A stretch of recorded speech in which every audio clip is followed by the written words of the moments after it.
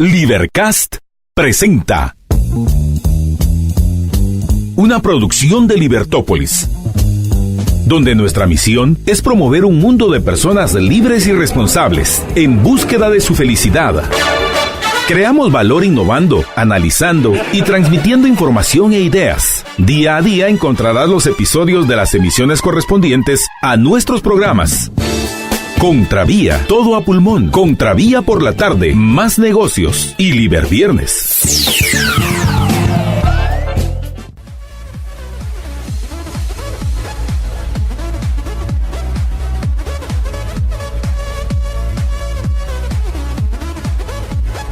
Muy buenas tardes, es un gusto estar con todos ustedes. Arrancamos Contravía PM, les habla María Dolores Arias y es un gusto poder acompañarlos en su regreso, ya sea si va a casa, si va a alguna reunión, a donde usted vaya. Muchísimas gracias por darme la oportunidad de acompañarlo a través de la 102.1 FM Plus, dándole valor a su vida, dándole ese plus a sus ideas. Así que hoy vamos a hablar de un tema por demás importante y en especial en época electoral, porque muchas veces estamos metidos en el show mediático y en el show político de las elecciones, pero creo que es un buen momento para reflexionar muchas cosas sobre las cuales nos pueden servir de elementos para tomar mejores decisiones, para poder analizar las propuestas, para saber si nos convienen o nos están endulzando el oído, pero al final lo que nos están pidiendo es cada vez más poder y quitarnos libertad. Así que hoy vamos a platicar acerca de para qué pagamos impuestos. Y para eso, pues ya está con nosotros Mario Archila Maldonado. Mario Archila, quien va a estar con nosotros hablándonos acerca de su más reciente libro, Reflexiones sobre los límites morales y legales a cobrarnos impuestos. Si usted quiere tener este libro, lo vamos a sortear hoy a quienes nos manden al 4585-4280, 4585-4280, les vamos a dar una copia de este ejemplar que nos ha traído Mario Archila para que lo podamos sortear entre algunos de nuestros radioescuchas y también quienes nos ven a través de facebook.com y a través de YouTube o también por Twitter. Así que cualquiera nos puede escribir y mandar al 4585-4280 impuestos y chocolate. Y para poder llevarse este libro sobre reflexiones sobre los límites morales y legales a cobrarnos impuestos. ¿Cuáles son esos límites morales que deberían existir para cobrarnos impuestos? Está la fundamentación, la obligatoriedad, el papel del asesor fiscal y bueno, vamos a hablar de este libro en nuestro siguiente segmento. Ya tengo en línea a nuestro enlace. Hoy quiero dedicar este primer segmento a hacer un análisis de lo que sucedió en Venezuela y para eso tengo en línea al licenciado Roberto Hum, abogado, profesor, investigador, conferencista y articulista. Es experto en Derecho Constitucional, Procesal Constitucional, Filosofía del Derecho, Filosofía Política y Propiedad y Libertad. Muy buenas tardes, Roberto. Muchas gracias por haber tomado nuestra llamada. Buenas tardes, ¿cómo están? Muy bien, muchas gracias. Te habla aquí María Dolores Arias y quisiera que me contaras qué fue lo que sucedió ¿y cuál es el estatus actualmente de lo que pasó en esta Operación Libertad allá en Venezuela? Bueno, vamos a verlo desde dos puntos de vista, porque en realidad no solamente fue la jornada de hoy, sino que lo de ayer también fue muy importante. Así ¿no? es. Ayer amanecimos, las llamadas por teléfono eran a las 5:30, 6 de la mañana, de que bueno, estaba Guaidó con Leopoldo López en La Carlota. La Carlota es una base aérea militar, y por supuesto el shock, digamos, general era, bueno, ¿qué fue lo que pasó aquí? Entonces de ahí empieza mucho desconocimiento de lo que estaba pasando. El Internet, bueno, típico de este tipo de regímenes totalitarios, bloqueado Internet, bloqueado YouTube, cero información oficial, que de oficial más bien lo que tenemos es claro de que es totalmente opaco, o una opacidad total, y bueno, estaba convocado. Luego hoy, con lo que ocurrió ayer, vemos que se adelantaron los hechos, ¿no? Uh-huh. Hubo muchísima represión. Yo tengo mi oficina en una zona muy cercana, a 10 cuadras apenas del lugar de La Carlota, la cantidad de bombas lacrimógenas era impresionante, o sea, la ciudad estaba sumida en una marea blanca, y bueno, el descontrol. Después hubo absoluto silencio hasta que en horas de la tarde, ya en la noche, Juan Guaidó, a través de redes sociales, porque recordemos que les digo que no hay forma alguna de utilizar televisoras regulares o radio, se mantuvo lo que fue la concentración de hoy. Concentración de hoy, que bueno, viene acompañada también de vocerías de los Estados Unidos. Estaba Bolton, estaba Pence, hay mucha gente diciendo que bueno, esto ya llega a unos niveles de conversaciones diplomáticas en las cuales al parecer se señala que está próximo a la entrega de Maduro, o sea que pues, incluso existía un vuelo que le iba a sacar de Venezuela, y se señala que entonces Diosdado Cabello, que digamos frustró esa entrega. Actualmente, en estos momentos, Caracas, que son las 8 de la noche, tampoco tenemos información oficial, simplemente lo que se transmite a través de las redes, la gente que está allí. Muchísima gente en la calle hubo el día de hoy, con bastante alegría, y sí, por supuesto, varios focos de violencia. Me reportan también muchos amigos y profesores que están en el interior del país, que fue una movilización como nunca antes, y que lo que se escucha del día a día es que no hay vuelta atrás. O sea, esto es una situación que ha llegado a niveles ya insoportables. La parte económica del bolívar prácticamente, que es nuestra moneda nacional, que prácticamente desapareció, o sea, una inflación que supera los millones%. Entonces, a pesar de la desesperanza de mucha gente, yo creo que esto es algo que no tiene vuelta atrás. Ahora,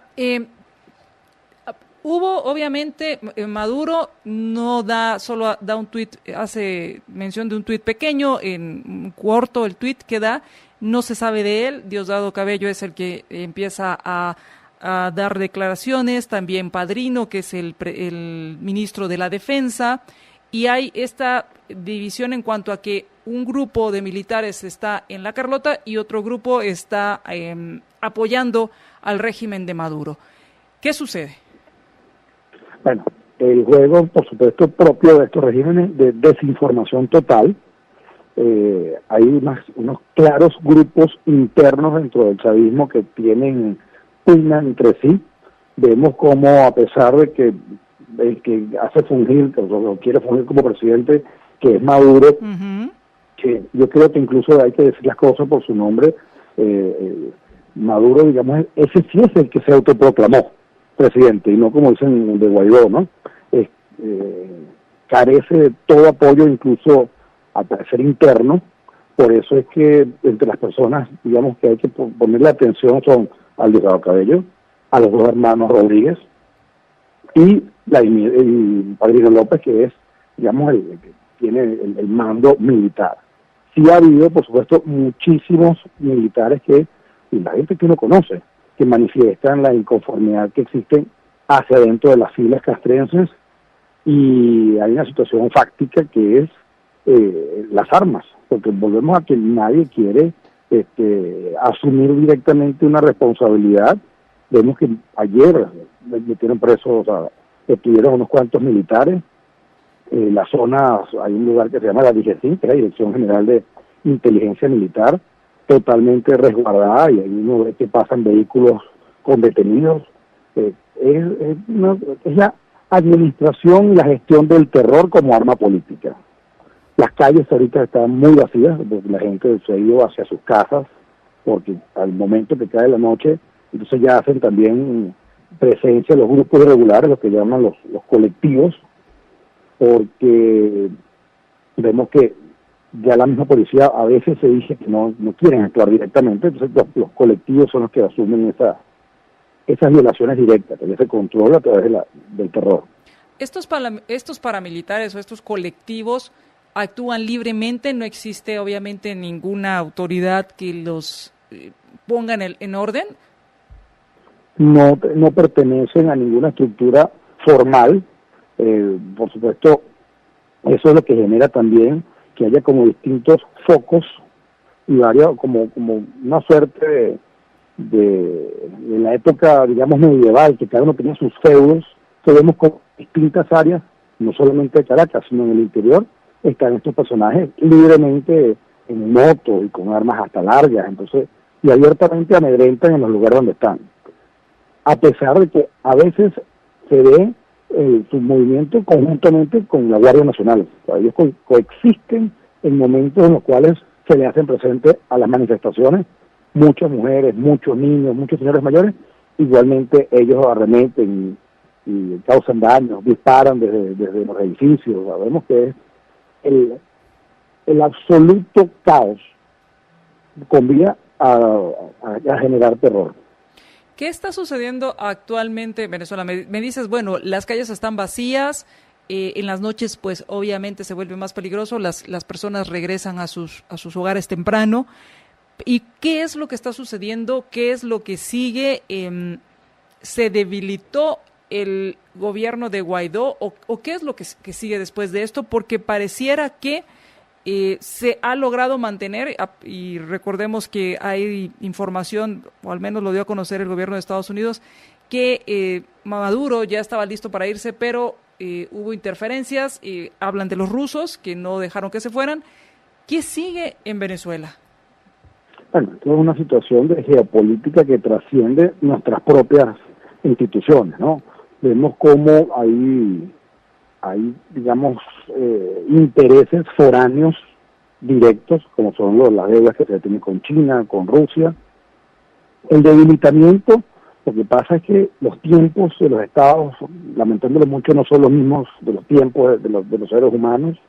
Mucha gente quiere una situación muy, muy drástica, como es la aplicación que dicen del 187, que es el artículo que permitiría o abría la puerta de una intervención militar humanitaria.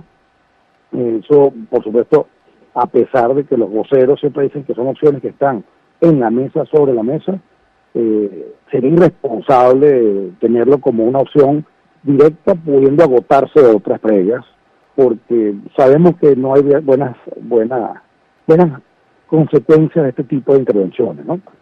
Yo creo que hay un diálogo político de alto nivel.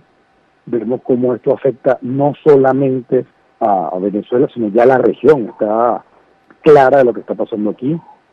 La corrupción tiene unos altos grados y la cantidad de dinero que se han expoliado en Venezuela son inmensas. De los jugadores también podemos ver a Michael Moreno, que es la institucionalidad judicial, vemos cómo se ha visto afectada. Tenemos un Tribunal Supremo que está en el exilio, mientras que creo que cada uno de ellos individualmente estaría negociando su salida. Entonces vemos que la operación Libertad, como se ha denominado, tiene una dimensión ahorita más política y más diplomática de alto nivel. Pues muchas gracias, Roberto, por habernos ayudado a entender qué está sucediendo y obviamente este negocio de la salida, cómo asegurar esta salida para que suelten el poder y pueda nuevamente, pues, después de, pues, poder llamar a elecciones con un gobierno, pues, ya restablecido y donde realmente existan pesos y contrapesos, no como está funcionando actualmente. Muchísimas, ¿sí? No es necesariamente, hay que poner atención a la parte del Ejecutivo. Vemos que no hay un poder electoral que pueda brindar las garantías, tampoco está el judicial, vemos que es un poco más largo. Así es, primero habrá que tener esos pesos y contrapesos que garanticen unas elecciones limpias. Muchísimas gracias. Muchísimas gracias, Roberto. Estamos a la orden. Muchas gracias. Platicábamos con Roberto Hum desde hasta Venezuela, quien nos contaba acerca de lo que está sucediendo en este país y lo lamentable que ha sucedido en cuanto a que se llega a un sistema socialista de cualquier siglo, no importa de qué siglo sea, podría ser de un siglo pasado o un siglo venidero, los resultados y las consecuencias son las mismas porque los principios son los mismos. Vamos a ir al corte y cuando regresemos, ¿para qué pagamos impuestos? De eso vamos a estar platicando con nuestro invitado Mario Archila y vamos a estar sorteando el libro Reflexiones sobre los límites morales y legales a cobrar los impuestos. Manden impuestos y chocolate al 4585-4280, 4585-4280 y lea este libro para que no le hagan creer que está obligado a pagar todos los impuestos que se le ocurra al burócrata o a los tanques de pensamiento que nos ven más que como contribuyentes, que nos ven como tributarios y esclavos. Vamos al corte y regresamos.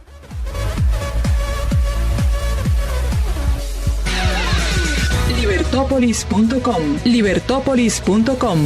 Ideas con valor.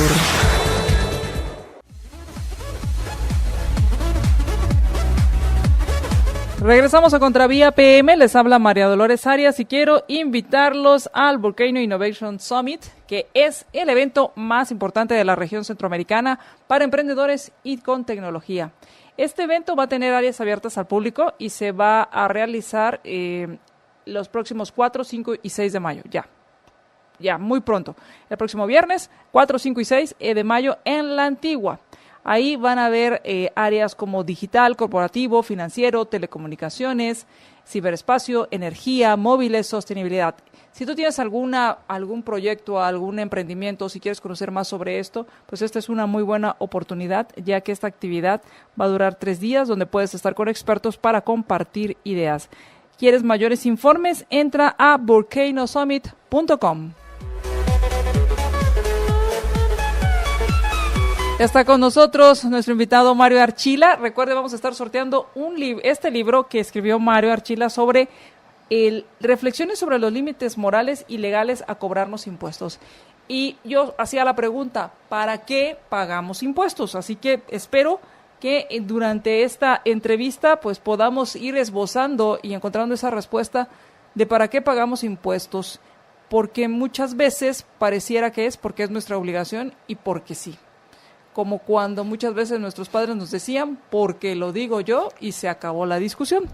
¿Qué tal, Mario? ¿Cómo estás? Un gusto estar por acá.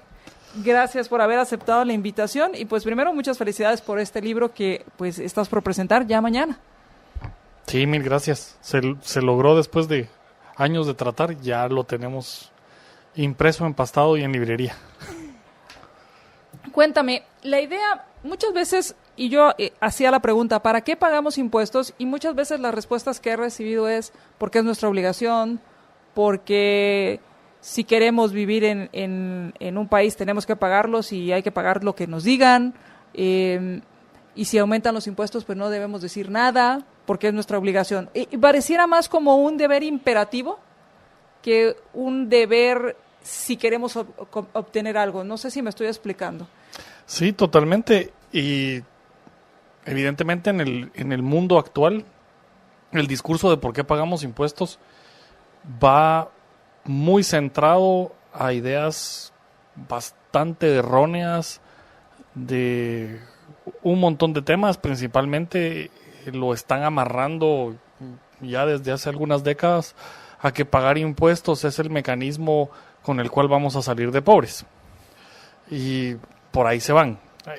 Simplistamente en Guatemala se le ha oído, y se lo he oído a ministros de finanzas, se lo he oído a estos tanques de pensamiento que dicen que saben mucho del asunto, y es, porque hay un artículo de la Constitución que dice que todos los ciudadanos estamos obligados al sostenimiento del Estado y al pago de los tributos conforme a la ley.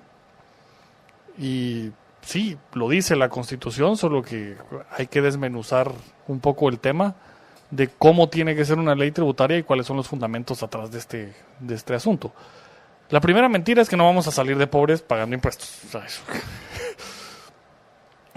eso es lo primero que nos queda claro cuando uno revisa la historia. Los países que han logrado puntos de desarrollo que les permiten soportar ya durante el siglo XX esta fiebre de paguemos impuestos y creemos estos estados de bienestar, son países que se desarrollaron en 1750 a 1900, y el impuesto sobre la renta se inventa en 1900, entonces no me pueden decir que pagábamos impuestos en esa época, y durante la época victoriana en Europa y la Revolución Industrial no se tributaban en las cantidades que se tributa ahora. Es también cierto que siempre hay cierto tipo, y es donde viene el otro montón de tergiversaciones. Hay ciertas funciones que se tienen que delegar para poder vivir en sociedad y salir de un sistema anárquico bajo algún mecanismo. Ujú. Y o creamos tribunales arbitrales privados en los que, como gente civilizada, cada vez que tenemos un problema vamos y contratamos un árbitro de nuestra confianza o porque lo respetamos, o delegamos el uso del poder coactivo en alguien. Y por eso es que en esos debates quizás el acuerdo más certero que puede haber entre las posiciones liberales y las posiciones más estatistas y socialistas es que la justicia y el uso de la fuerza es lo que delegamos como individuos para efectos de no estarnos macaneando unos a otros. Claro, y para no, por ejemplo, contratar a una pandilla que nos proteja de la otra pandilla. Exactamente, porque eso pudiera ser lo que pasa en un sistema en el que no existe esa delegación. Entonces, ahí pudiéramos estar de acuerdo. Creo que ambos extremos, yo entiendo los anarcosocialistas, anarcocapitalistas, anarcocomunistas y demás, tal vez no están de acuerdo, pero podríamos decir esto es. Y fuera de eso, todo lo demás es un ámbito muy discutible de supuestas funciones que deberían de estar en el Estado. Y lo que sí podemos evidenciar, y más en un país como los nuestros, pero a través de toda Latinoamérica, de África, de muchas situaciones en el resto del mundo, es que a mayores funciones estatales, mayores actos de corrupción y mayor fuga de esos impuestos que están recaudando. Podríamos decir entonces, Mario, que cada vez que nosotros decimos el gobierno debería, le estamos dando poder al gobierno y además le estamos dando nuestro dinero para que haga lo que debería supuestamente hacer. Sí, y le estamos dando la herramienta para que se lo robe. Que ese es el otro tema, ¿verdad? Porque Sí. al final nos quejamos tanto de la corrupción, pero seguimos pidiéndole que haga más cosas. Sí, lo que a mí me parece bien ridículo el discurso de combatamos la corrupción. ¿Y cómo vamos a combatir la corrupción? Creando más Estado. Pero si la corrupción solo existe porque hay un Estado que tiene funciones que no le corresponden por naturaleza, porque las funciones naturales del Estado minimizan la corrupción como tal. Tú en tu libro haces una fundamentación del cobro de impuestos, ¿o es así? O de la existencia de los impuestos. ¿Esta fundamentación sobre qué trata? Yo sé que te estoy pidiendo mucho porque son varios temas los que tratas ahí, pero ¿qué tratas de mostrar en este libro? Porque hablas de los límites morales. ¿Por qué establecer límites morales al cobro de los impuestos? El sistema de tributación a lo largo de la historia siempre ha sido el punto más discutido y siempre ha sido el punto que levanta pasiones en las sociedades.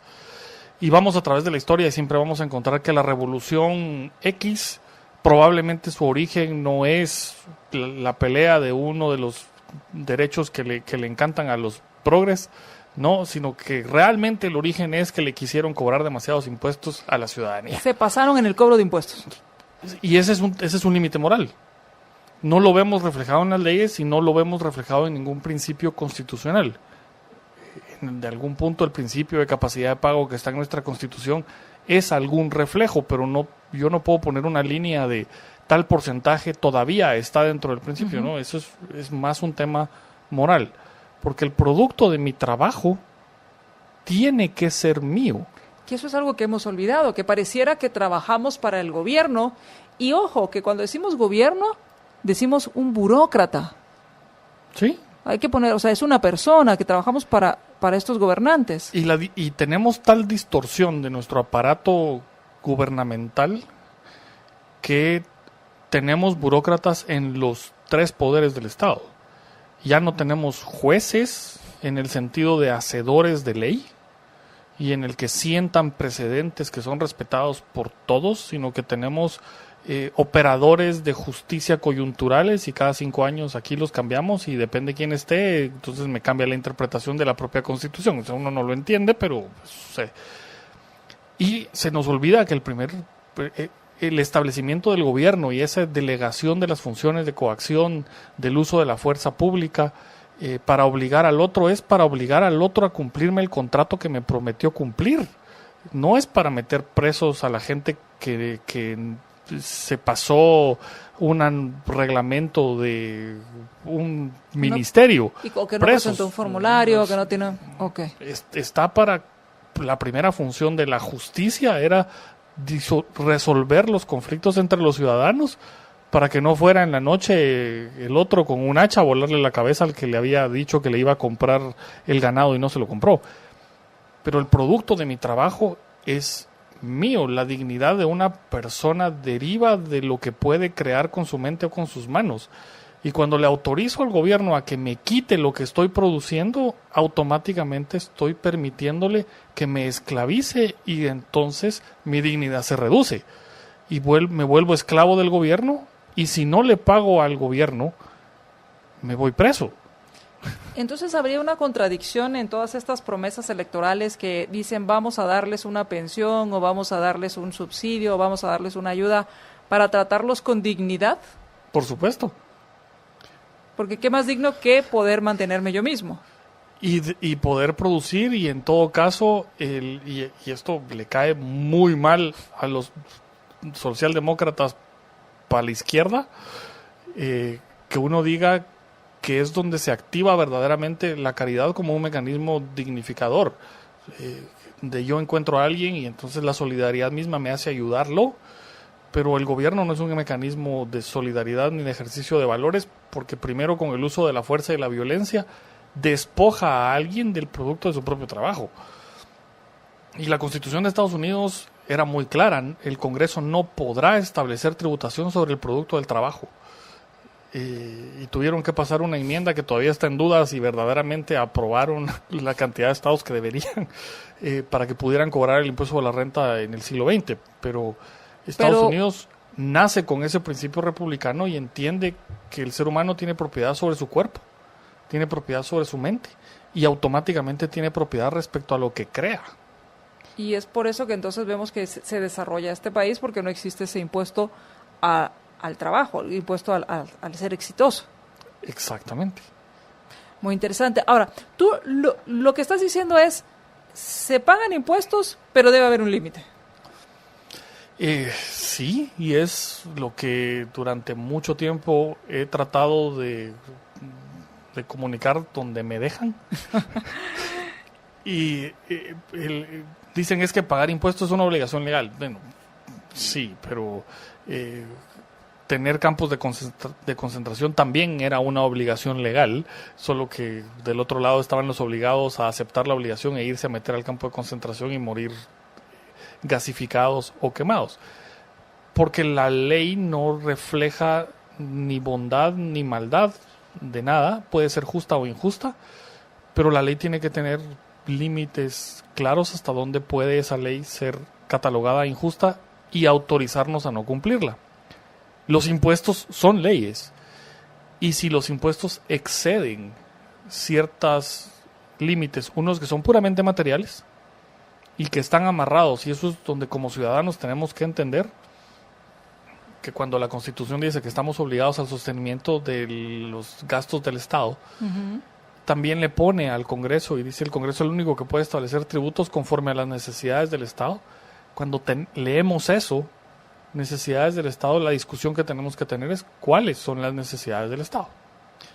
Pagar un transurbano no era una necesidad del Estado.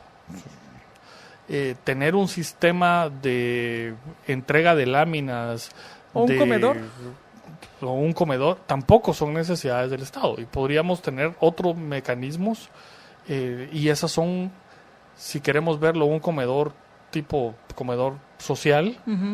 Esas son muchas de las funciones que le corresponden, ahí sí, a las iglesias.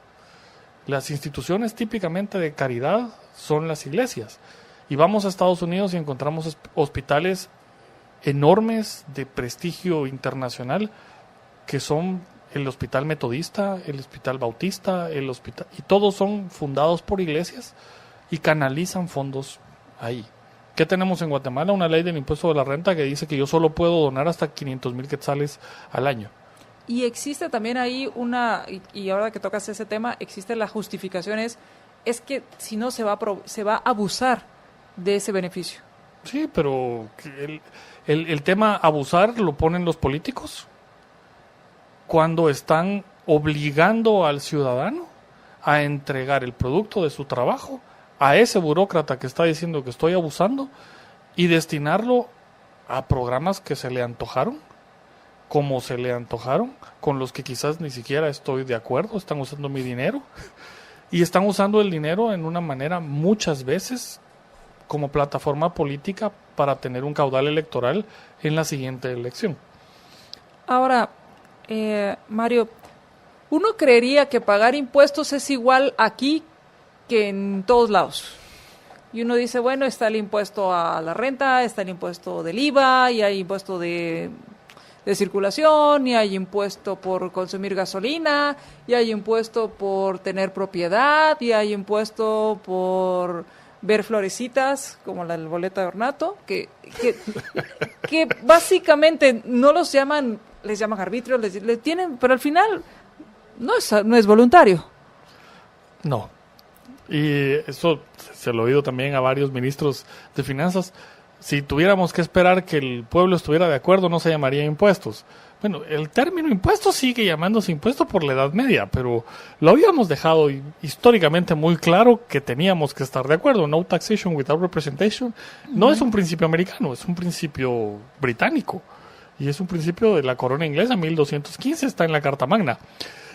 Alfonso X también firmó una carta igual a la Carta Magna diciendo que los obligados a pagar le tenían que dar su consentimiento y que si usaba el dinero para otra cosa lo iban a derrocar como rey. O sea, Juan Sin Tierra firmó lo mismo. Pero aquí es porque también tenemos metido en la cabeza que cuando alguien llega al puesto de ministro se convierte automáticamente en señor ministro. No, es tinche gato que trabaja para mí porque yo le pago su sueldo. Y eso el ciudadano lo tiene que entender. Él no es el señor ministro y que me merece que uno llegue y se hinque y le bese los pies. No, es un tinche gato burócrata que trabaja para mí porque yo le pago. Y por lo tanto yo tengo el derecho de saber en dónde va a usar el dinero y estar de acuerdo en que lo que está proponiendo ese presupuesto del Estado es en algo que yo estoy de acuerdo como ciudadano. Y se supone que los 150 y tantos señores que están sentados en el Congreso tendrían que representar mis intereses, no los de ellos. Que eso es un tema más complicado. Que esa ya es otra historia. Ahora, hablaste de la tradición británica o anglosajona, hablaste del rey Alfonso, ¿dijiste? Sí. Alfonso. ¿Existen diferentes tradiciones en la forma de cobrar impuestos? Sí, pero todas van y convergen al final básicamente en lo mismo. Okay. La tradición británica es bastante más republicana. En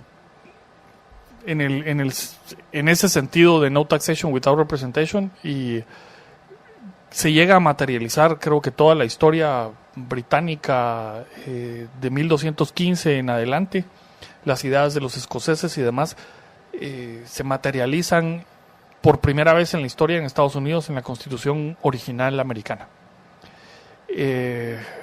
Su Congreso y su Senado no son democráticos, son republicanos. Los únicos que pueden votar y ser electos son los dueños de tierras y el ciudadano dueño de tierras. Que sería el que pagaba los impuestos. Porque es el que paga los impuestos. Okay. Entonces, el órgano Congreso y Senado son símiles al Parlamento inglés, que nace con dos funciones. La Cámara y el Parlamento inglés nace con la Cámara Alta. Y la Cámara Alta del Parlamento inglés nace con dos funciones: dar el consentimiento para el cobro y la fiscalización del cobro. Y por eso es que todos los nobles integran el Parlamento y son los lores que integran ese Parlamento, y el rey tiene que irles a pedir a ellos su consentimiento para el impuesto que tienen que pagar, y los impuestos serán temporales. Quiero irme de cruzada, y antes de Juan Sin Tierra, Ricardo Corazón de León se fue de cruzada, y por eso es que cuando llega Juan Sin Tierra a reclamar el trono de su hermano, a ver, ya le pagamos a Ricardo y ahora a este señor que ni lo conocemos porque medio hermano de nuestro rey ni siquiera habla inglés, no, le vamos a poner límites, y lo hacen firmar la carta y nace el Parlamento. Es porque si yo estoy obligado, yo otra cruzada no quiero. O yo sí quiero otra cruzada, entonces yo sí estoy dispuesto a pagar. Si ganan el sí, le pagamos. Y luego nos tienen que rendir cuentas. Que es la otra parte. Y si no nos rinde cuentas, lo echamos. Y lo echamos cortándole la cabeza. Vamos a ir al corte y cuando regresemos, ¿qué podemos encontrar en este libro, Mario? Y segundo, la rendición de cuentas. Pareciera que cuando hablamos de impuestos, quien debe rendir cuentas y contarle hasta la última costilla, por así decirlo, es al tributario. Y el tributario es tratado como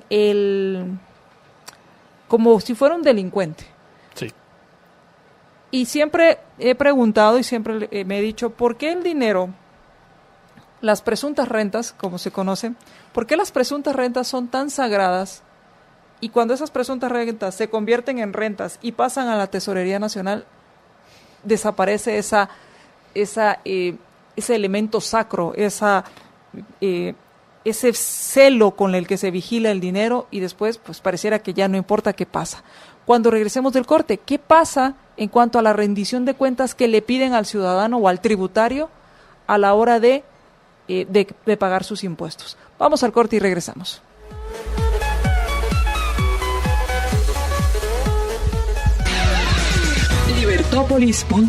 Libertópolis.com. Ideas con valor.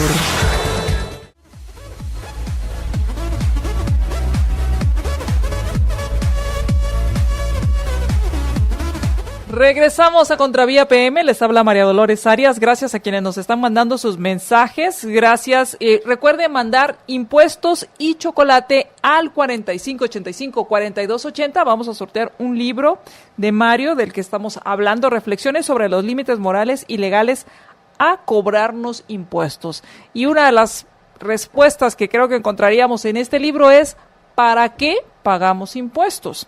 Y quiero agradecerles sus mensajes. Nos dice Francisco Camey, nos dice, yo estaré mañana en la presentación del libro de Mario, un familiar que es medio progre, ya me pidió que le compre el libro.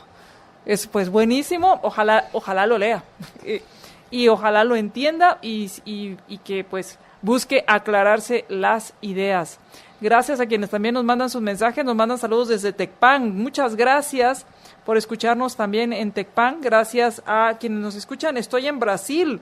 Wow, saludos hasta allá, a Georgia. Obrigado. Saludos, Georgia. Y Lauro nos dice que está en Tecpan, muchas gracias. También nos mandan saludos Eric. Pedro nos dice, saludos María Dolores, buen programa. Edgar también, excelente programa. César Llamas nos dice, compartido. Muchísimas gracias a quienes ya están compartiendo nuestra transmisión. Gracias a Augusto Dos Santos, a Bardal Escano, Dayana Sinaí, también a Georgia, muchísimas gracias. César Llamas también, muchísimas gracias. Y sigamos compartiendo porque en este momento de elecciones, de esto me gustaría, y tal vez lo vamos a dejar para un próximo programa, quienes están proponiendo establecer límites legales, en este caso, al cobro de los impuestos. Y la pregunta que te hacía cuando salíamos del corte era con respecto a si en este libro podemos entender el para qué pagamos impuestos, por un lado, la fundamentación de los impuestos, pero también el hecho de cuál debería ser el papel o cuál es la mentalidad que deberíamos tener los tributarios, si deberíamos cambiar, y voy a hacer la pregunta otra vez, ¿deberíamos tener mentalidad de contribuyentes en lugar de una mentalidad de tributarios? Si con esa distinción terminológica te refieres a que uno tiene derechos, se puede defender, y como decía el discurso de la película Vi de Venganza, el gobernante es el que le tiene que temer al ciudadano, sí, esa es la mentalidad que deberíamos de tener, que es una mentalidad de contribuyente, en el que bajo un concepto republicano el ciudadano está por encima del gobierno. Y porque el ciudadano tiene libertad de acción, tiene el derecho a incumplir todas las normas que no se basan en ciertos principios, y el gobernante, que es un gobernante de turno, está sujeto estrictamente a lo que puede hacer por ley, y si se excede el cumplimiento de esa ley, es uno como ciudadano el que lo tiene que denunciar y lo tiene que llevar a las últimas consecuencias y verlo preso. Entonces sí, uno debería defenderse de la administración, sea tributaria, sea municipal, sea ambiental, sea la que sea. Uno debería defenderse del funcionario de turno, del empleado, del burócrata cuando se quiere exceder a ese nivel de infundirle miedo al funcionario antes de querer infringir la ley. Sin embargo, aquí en el libro tú tienes una parte que habla acerca del papel del asesor fiscal. ¿Cuál debería ser la actitud o la defensa tributaria? Sin embargo, cuando recibimos un requerimiento, citación o lo que es, o un papel que diga SAT, Superintendencia de Administración Tributaria, pues es casi que tiembla cualquier tributario. ¿Por qué pasa esto? Y segundo, ¿cuál debería ser la forma correcta de responder a esto, si existe la forma correcta? Porque por otro lado siempre te amenazan con el tema, y aquí es con el coco, diríamos, siempre te amenazan con la resistencia a la, ¿cómo se llama esto? Revisión, a la resistencia a la fiscalización, a la acción fiscalizadora. Pues eso es, y aquí lo puedo decir, pues es la infracción y sanción más ridícula que tiene toda la legislación en Guatemala, y eso es porque criminalizan algo que es totalmente un derecho. El ciudadano tiene el derecho de ocultarle a la administración tributaria todo su actuar. Eso es un derecho ganado porque el origen de todo mi patrimonio es mi propio esfuerzo. Y de ahí tengo todo el derecho de ocultarle a quien esté gobernando cómo me gano el dinero, cuánto tengo y dónde lo puse. Sin embargo, no es así. Pareciera que... No, y ahora hasta las cuentas bancarias y qué haces con tu dinero. Y la legislación ha tergiversado eso porque nos venden ese papel en el que nosotros tenemos que servirle al gobierno. Y el gobierno ya se vuelve en aquel ente de ángeles que sabe mejor que nosotros cómo hacer cualquier cosa, porque hace cualquier cosa. Solo revisen el organigrama del gobierno y las funciones que tiene cada ministerio y van a ver que hace cualquier cosa.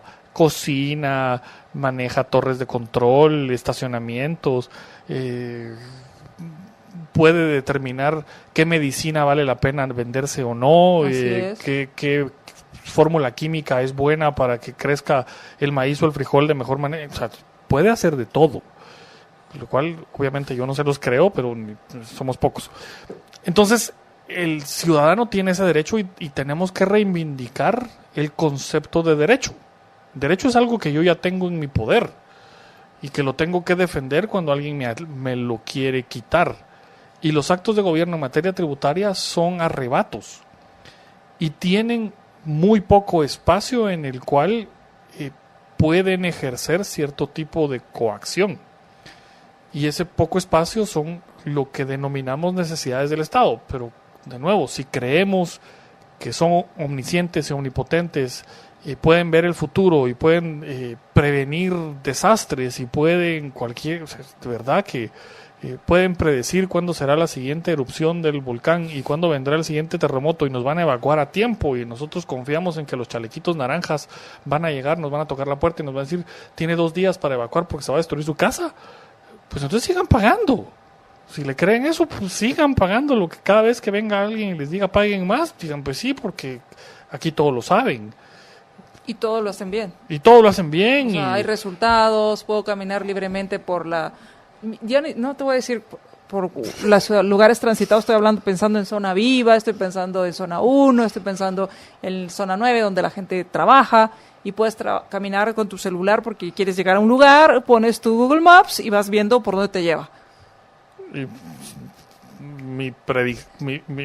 mi premonición sobre el asunto es que no vas a llegar a ningún lado en un buen alto porcentaje de las cosas o vas a llegar rescatada sin el celular. Pero eso, necesidades del Estado lo tenemos que reivindicar. Necesidades del Estado son los servicios que son puramente públicos. Y ni la energía eléctrica, ni el teléfono, ni el transporte, ni los puertos, ni las carreteras son necesariamente servicios públicos como tal. Servicios públicos en el que todos accedemos y no se agota, que sería una definición un poco más de Rothbard respecto a ellos, justicia, relaciones diplomáticas, porque eso no podemos tercerizar las relaciones diplomáticas, pero justicia, protección fronteriza, pudieran ser las únicas, y justicia ha entendido un aparato de represión post, porque también recordemos la Corte Suprema de Estados Unidos ya dijo que la policía no tiene por qué intervenir en el momento en que están asaltando a un ciudadano. Su trabajo es post y cada quien tiene el derecho y la obligación de defenderse a sí mismo. Claro, aquí yo no me atrevería a decir en legítima defensa me troné al asaltante porque me va a ir peor que al asaltante. Así es. Pero en un sistema republicano eso sí se entiende. El derecho a la vida yo lo puedo defender como sea. El derecho a mi propiedad lo puedo defender como sea. En estos países han tergiversado tanto y nos creemos ese cuento que ya no tenemos derechos de nada.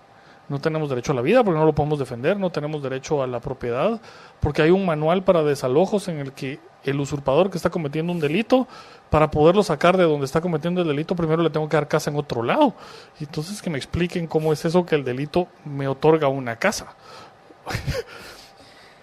Y esas necesidades del Estado es lo que tenemos que discutir. Yo trato en el libro de ir estableciendo con historias de cuál es el origen de esos principios que llamamos principios tributarios constitucionales o principios constitucionales tributarios, dónde nació, por qué existe y cómo lo pudiéramos aplicar. Y luego tengo una parte donde voy tratando de explicar cuáles son los errores de la legislación tributaria actual, vigente. La que creería yo que debe tener muy parecido con muchos países en Latinoamérica. Bueno, principalmente la copiaron los redactores del decreto, copiaron partes de legislación colombiana, partes de legislación mexicana. Hay algunas... Tomaron lo peor de todos y nos lucimos. Hay una parte, se lucieron, mejor dicho. Precios de transferencia, por ejemplo, claro. Copiaron una legislación que ya estaba derogada en el momento en el que nosotros la aprobamos, el país de donde la copiamos ya la había derogado. Entonces... que son estas y yo recuerdo muy bien estas reformas del 2012, cuando entró el Partido Patriota y que muchos decían, debemos darles el beneficio de la duda. Y yo no sé si tú lo recuerdas, yo sí lo recuerdo muy bien, que varios amigos me dijeron, es que hay que darles el beneficio de la duda, necesitan el dinero. Y yo le dije, ¿por qué no mejor dudas de ese beneficio? Es que exactamente, porque si uno sabe el origen un poco de dónde viene, las reformas no las planteó el PP. No es el gobierno de Otto Pérez el que redacta los decretos, él simplemente los agarra de su escritorio que se los había dejado su antecesor. Venían del Ministerio de Finanzas de Fuentes Knight y todo su pool de pensadores, así entre comillas, que se fumaron el 4-2012 y el 10-2012, y Otto Pérez simplemente por el poder de la bancada que tenía, sea poder legítimo, ilegítimo, aceitado o como quieran decir, porque hay muchos rumores de cómo pasó, le aprueban el decreto, un decreto que, o sea, el descalabro de un montón de cosas que ya se había logrado avanzar, principalmente en certeza, porque las leyes tributarias tienen el problema que la falta de certeza respecto a qué son tienen implicaciones muy fuertes. Y ya habíamos logrado avanzar en certeza con las leyes anteriores que venían desde el año 92. Entonces, para el 2012 ya sabíamos poco más o menos qué querían decir. Que ese es el otro problema, ¿verdad? Sí, los tribunales tardan 10 años en resolverte un caso. Entonces, saber qué quiere decir un artículo de una ley hay que esperarse 10 años a que un tribunal diga, y por lo tanto, sí, el artículo quiere decir tal cosa y es correcto hacerlo así o es incorrecto hacerlo así. Además del criterio de ventanilla. Bueno, ese no se les ha quitado. Que cambia y que cambia a través de un memorándum que no te pueden enseñar. SAT tiene normas internas. Y que tú no puedes conocer porque es así algo oculto y es algo que no entra en tu entendimiento. Y te contestan, es que la normativa interna no me deja hacer lo que usted me está pidiendo. Sí, pero la ley lo dice, sí, yo lo entiendo, sí. Pero la norma interna no me deja. Está por encima de la ley. Sí, que uno tampoco lo entiende. Pero así pasa. Y entonces aquí en el libro hablas acerca de estas reformas, hablas acerca de cuáles fueron las falencias de esta fallida reforma tributaria, y también hablas acerca de un sistema frente a cultura. Sí, Sí, ahí empiezo a tratar un poco lo que pretendió ser la reforma constitucional del Partido Patriota, Ujú. en el que tratan de legitimar un montón de propuestas que chocaban, y entonces se me ocurre decir, bueno, tenemos ley, tenemos nuestra cultura, y cuando nos presentan una ley que está mal redactada, nuestra cultura se va a montar sobre esa ley y el resultado va a ser nefasto. Entonces, y para poner un poco en ejemplo, si nuestra cultura es de cómo me aprovecho en el momento en el que estoy en alguna posición de poder, y lo que la reforma constitucional pretendía era darle más poder a un burócrata, pues imaginémonos cómo en lugar de resolver un problema lo íbamos a hacer más grande. Entonces trato un poco los temas esos de una verdaderamente nefasta propuesta de reforma constitucional, tratando de explicar, miren, si le permitimos reelección al presidente y con poderes cada vez más amplios, ¿qué es el resultado que nos espera? Si con la constitución que teníamos descubrimos la línea 1, 2, 3, 4, 5 y las que todas sigan. las demás, y pusimos apodos como ¿cómo le decían al flamante ministro de Comunicaciones? El Choca, creo que le decían. Por el rumor del porcentaje que cobraba para adjudicar las obras. Pero eso es desde que yo tengo memoria ahí de 1986, ya sucedía. Entonces, y la reforma lo que pretendía era ampliarle poderes al aparato gubernamental con una cultura del saqueo. No nos va a funcionar. Nunca va a funcionar. Nos preguntan dónde, y gracias por las felicitaciones, ¿dónde va a ser la presentación de tu libro, Mario? Es en The Museo de Century Plaza. Ok. 6 de la tarde mañana. The Museo tiene a la venta el libro. También está en versión Kindle y se puede comprar a nivel mundial vía Amazon para el que no esté en Guatemala y no lo pueda ir a comprar a The Museo. Claro. Lo puede pedir por Amazon ¿Ya o está? Lo puede pedir en Kindle. Sí, O sea, está. ya ahorita si lo busco, lo encuentro. Sí. Perfecto. Vamos entonces a postear el enlace para quienes quieran comprarlo en Kindle. Y vamos a seguir hablando de tu libro y del tema, porque me parece muy interesante. Primero entender, y para cerrar, Mario, ¿por qué hacer este libro? El libro va como primer propósito tratando de llevar estos principios, digamos, los republicanos a la mesa de discusión, y trato de explicarle a gente que no es experta en derecho y que no es experta en constitución y que no es experta en tributos, explicarle que los discursos políticos y la forma política de vendernos que tenemos que pagar más es errónea respecto a lo que nuestra propia constitución dice, si la aprendemos a leer desde una visión republicana. Me topo por mucha gente en muchos foros donde me contestan, es que es obligación y si está en ley lo tenemos que cumplir. Me topo con muchos asesores de impuestos que le recomiendan al cliente pagar y no discutir, o entregar información que es confidencial y no discutir, porque le tienen miedo a la administración. Y creo que es muy peligroso para un país tenerle miedo a su burocracia, porque eso le abre la puerta a que verdaderamente nos convirtamos en una tiranía en poco tiempo, porque ya somos ciudadanos dóciles, que nos pasamos de ser ciudadanos a ser súbditos, y entonces vamos a decir amén a cualquier cosa. Si puedo aportar diciendo no es así, y tiene un límite, y el que gobierna tiene un límite, no importa si es el Congreso, si es el juez o si es el presidente, y los ciudadanos lo vamos entendiendo. Quizás en unos 20 años votemos por quien venga y diga yo voy a tratar de restablecer los límites con estas tipo de políticas que quiero implementar, y no que votemos por quien venga a decir les voy a regalar fertilizante, láminas, machetes, transporte, comida, etcétera, etcétera, etcétera, y con ese discurso que no lleva a ningún lado, de una redistribución falsa de riqueza, porque no están redistribuyendo nada, simplemente están repartiendo privilegios.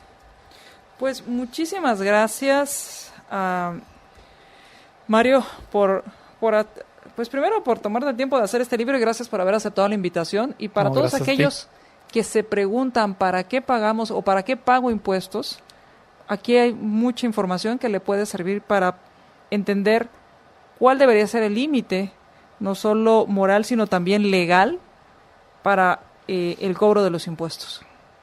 Sí, yo espero que sirva. Traté de ser ameno en las historias que cuento y no ser muy técnico, pero igual si algo me pasé de técnico, ahí me escriben, me encuentran en mi blog y ahí me pueden decir no me gustó o no entendí o quiero explicación o ampliemos un punto, y para mí será un gusto recibir comentarios.